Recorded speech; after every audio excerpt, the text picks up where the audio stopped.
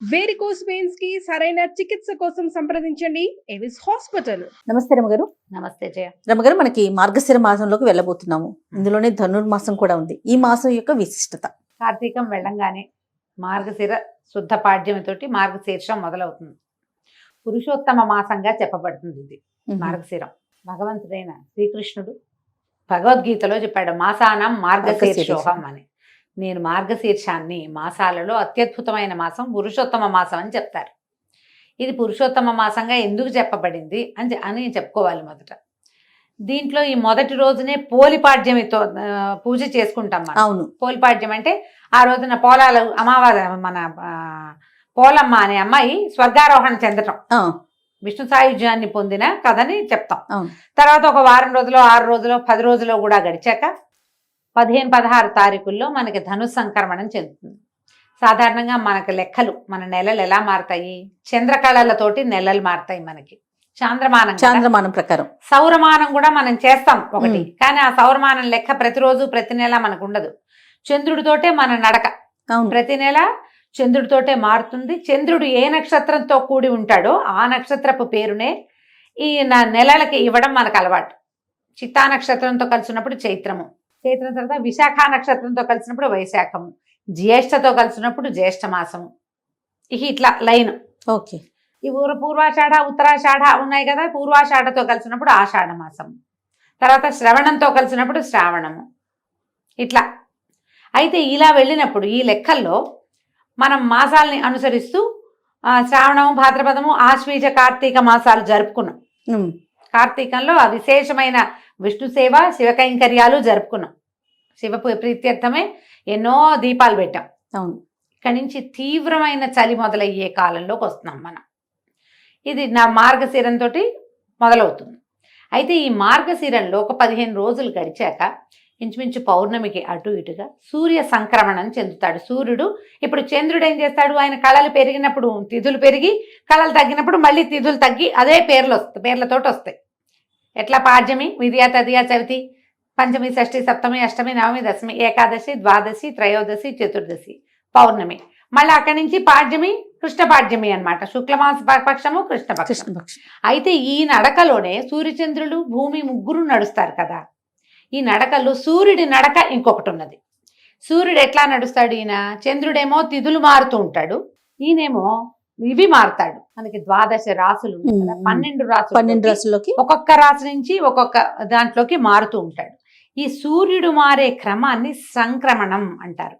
సంక్రాంతి, రవి సంక్రాంతి అని చెప్తారు.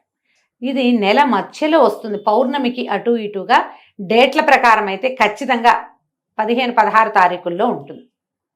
14, 15, 16 అంతే. ఈ 3 డేట్లలోనే పైకి కిందకి అవుతుంది, కానీ ఇంచుమించుగా 15వ తేదీలాగానే మనకు కనిపిస్తుంది.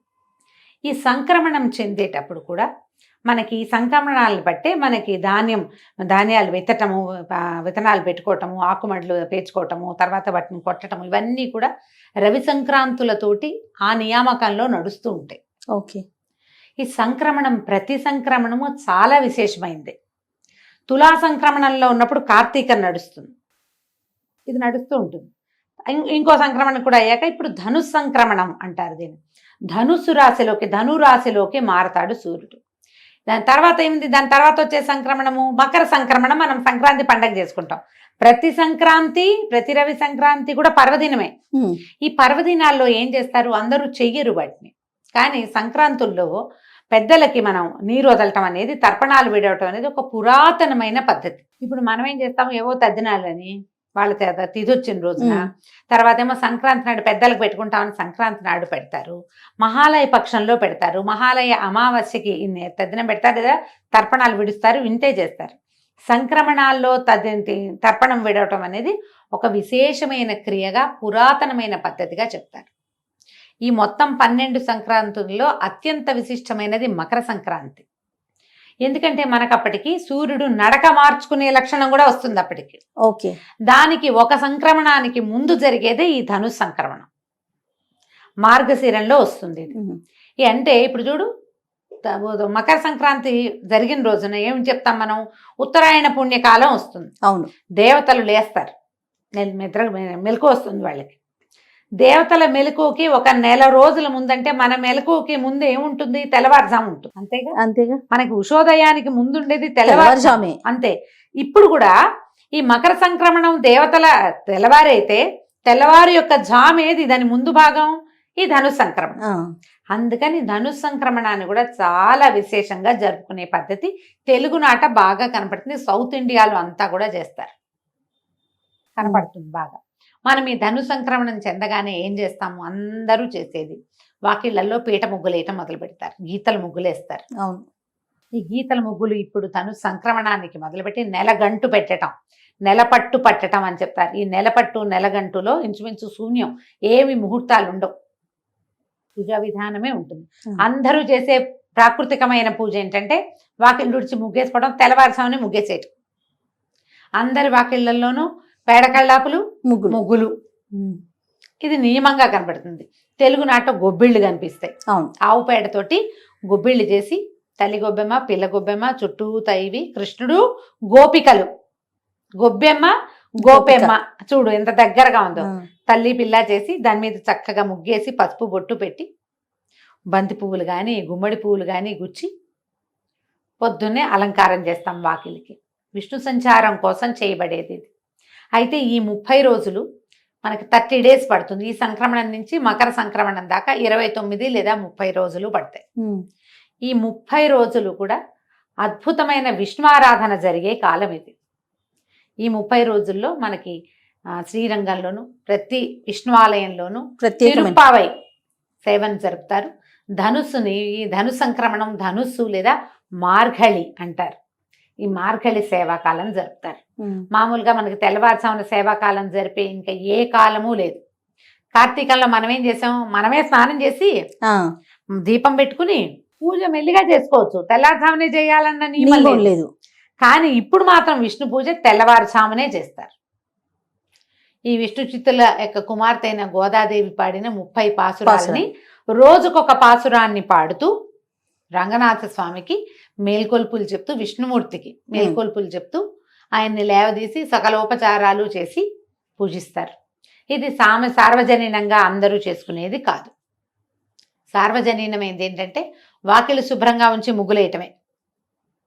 ఎందుకంటే మకర సంక్రమణానికి మరుసటి రోజున వచ్చే కనుమ నాడు బలి చక్రవర్తి భూమి మీదకి వస్తాడు. ఆయన స్వాగత సత్కారాల కోసం మొదటి మెట్టుగా నెల రోజుల ముందే మనం ఈ ముగ్గులు మొదలు పెడతాం. బలి రావడానికి బలిని భూమికి పట్టించినటువంటి మహానుభావుడైన సర్వవ్యాపకుడైన విష్ణువుని పూజిస్తాము ఈ నెల రోజులు. అవకాశం ఉన్న వాళ్ళు పూజించుకోవచ్చు. ఈజీ మెథడ్ ఏంటంటే దేవాలయానికి వెళ్ళడం, చక్కగా దద్దోజనమో చక్కెర పొంగలో ప్రసాదంగా తెచ్చుకోవటం. ఈ నెల రోజుల సేవాకాలము అన్ని విష్ణువాలయాల్లోనూ విశేషంగా జరుగుతుంది. శ్రీ వైష్ణవుల ఇళ్లలో కూడా చేసుకుంటారు. వైష్ణవ మఠాలు, పీఠాలు అన్ని చోట్ల కూడా విష్ణు ఆరాధన క్రమం సాగుతుంది. పాసురాలు చెప్పుకుంటారు. ఈ గోదాదేవి కథ విశేషంగా మనం వింటాం. ఈ నెల రోజుల్లో తిరుమలలో కూడా స్వామివారికి సుప్రభాత సేవలో సుప్రభాతం బదులు తిరుప్పావైనే వినిపిస్తారు. తిరుప్పావైతోటే స్వామిని నిద్రలేపుతారు. అది విశేషంగా కనపడుతుంది. మనం ఇవన్నీ ఏం చేయలేం. తిరుప్పావై ద్రవిడ భాషలో ఉంటుంది, మనకి రాదు, అర్థం కాదు. పొద్దున లేచి వాకిట్లో ముగ్గేసుకోగలం కదా, అంతేగా. ఆ వాకిట్లో ముగ్గేయడానికి మీరు స్నానం చేయక్కర్లా, స్నానం చెప్పలా. సాధారణ జీవులకి స్నానం చెప్పలేదు. వాకిలుడిచి చక్కగా ముగ్గేసి కళ్ళాపు జల్లి ముగ్గేసి తర్వాత మీరు స్నానం సంధ్య తెములుచుకోవచ్చు, ఏం తప్పులేదు. ముగ్గేయటానికి కూడా స్నానం చేయాలని నాకు తెలియదు జయ. అదేలేండి, నాకు తెలియదు. ముగ్గేయటానికి కూడా, వాకిళ్ళు తుడటానికి కూడా, గొబ్బిళ్ళు పెట్టడానికి మేమైతే గొబ్బిళ్ళు పెట్టడానికి ముందు స్నానం చేసేవాళ్ళం కాదు. ఊళ్ళల్లో ఎవరైనా స్నానం చేసి గొబ్బిళ్ళు పెడతారని నేనైతే వినలేదు, నాకు తెలియదు. మీరు ఎవరైనా అలాంటి విధానం ఉంటే అమ్మా ఖచ్చితంగా పాటించండి. జోహార్లు మీ ఓపిక, మీ పద్ధతులకి. నాకు తెలీదు, మేము అలా చేయలేదు. ఎన్నేళ్ళో పెట్టాను జయ గొబ్బిళ్ళు నేను. మాకు అవకాశం ఉంది, పల్లెటూరు కదా, గొడ్లున్నాయి, ఆవులున్నాయి మాకు. చక్క పాలేళ్ళు ఆవు పెడ తీసి పెట్టేవాళ్ళు, పొద్దున్నే లేచేసేవాళ్ళు. ఎందుకు ఈ కాలం ఇంత ప్రత్యేకం అంటే ఇవి మనకైతే పంటల కాలం. ఈ గొబ్బిళ్ళు పెడితే ఈ గంగిరెద్దుల వాళ్ళు రావటము, హరిదాసులు రావటము, పొద్దున్నే ఆ మంచుని చీల్చుకుంటూ వచ్చేవాళ్ళు.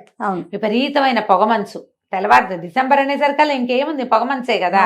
ఆ మంచులో ఆ చల్లదనానికి ఈ పని చేయటం మంచిది ఆరోగ్యానికి. బహుశా స్త్రీ ఆరోగ్యానికి మంచిదని ఇవి పెట్టారేమో అనుకుంటా నేనైతే. దాన ప్రక్రియ విశేషంగా చేస్తారు. ఈ ఒడ్లు బియ్యము ఇల్లు చేరుతాయి.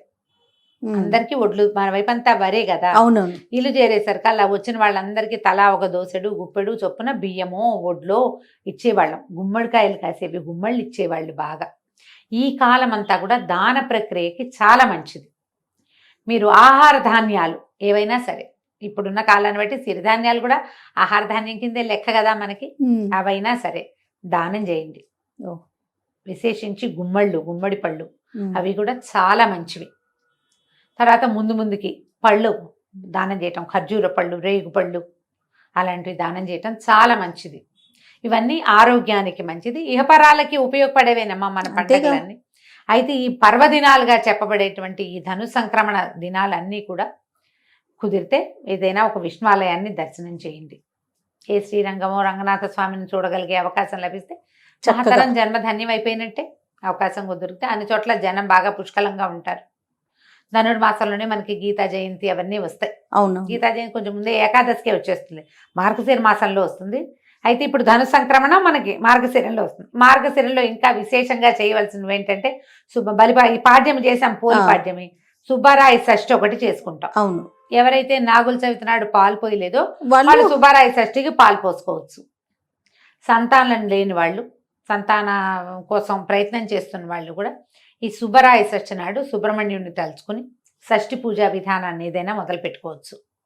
షష్ఠి నాడు ఎక్కడైనా మల్లి దేవసేన సమేత సుబ్రహ్మణ్యేశ్వర స్వామి ఉంటే వారిని దర్శనం చేసుకోండి. సుబ్రహ్మణ్య అష్టకం చదువుకోండి. సుబ్రహ్మణ్య భుజంగ ప్రయాతం అని ఒక స్తోత్రం దొరుకుతుంది, అలాంటివి ఏమైనా చేసుకోవచ్చు. ఓకే. షష్ఠి తర్వాత ఇంకా ముందుకెళ్తే గీతా జయంతి వస్తుంది, తర్వాత ధనుర్మాసం వస్తుంది. ఇలా మనం మార్గశిర మాసాన్ని ముందుకు తీసుకెళ్తాము. మీ అవకాశాన్ని బట్టి ఎంత చేయగలిగితే అంత చేసుకోవటమే. తప్పకుండా రమ్మగారు. నమస్తే. నమస్తే జయ.